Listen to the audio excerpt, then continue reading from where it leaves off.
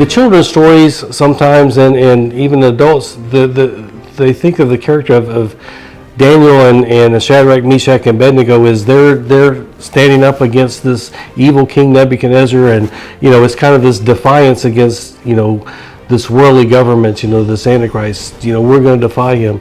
But when you read the stories, you realize that they're trying to do everything they can to work with those people. Is your best witness is not in just defiance and we're not going to do anything you say. It's the human weapons of fighting evil are the weapons of force, but the force doesn't win in these battles. This is a spiritual war, and spiritual war, what you win people's hearts through love, through compassion, not through force. And that's what Daniel and his friends were doing. They were saying, they were trying to, they were negotiating with people. Would you just let us eat our own food and not eat these food that was offered to idols? And said, just give us a test. They were working with them. But when it came to the bowing down to the idol, they said, King Nebuchadnezzar, we don't have to be careful in answering you.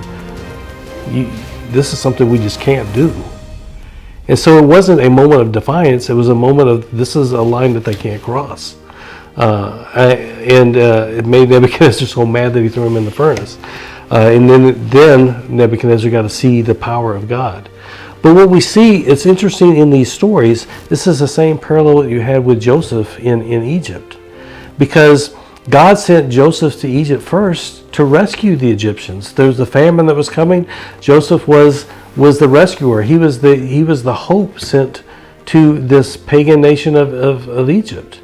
And then 400 years later, then you have Moses coming as the deliverer of his people, and Pharaoh, let my people go. So you see this contrast that God first sends, just like he first sent Jesus. He first sent Jesus as the lamb. The second time Jesus comes as the lion.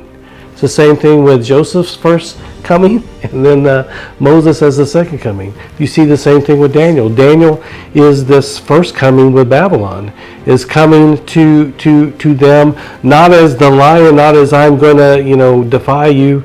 He's working with them. He's the gentle voice, trying to help them to see God for who he is. Nebuchadnezzar saw God for who he is. He kept forgetting. But he was that first coming of Christ.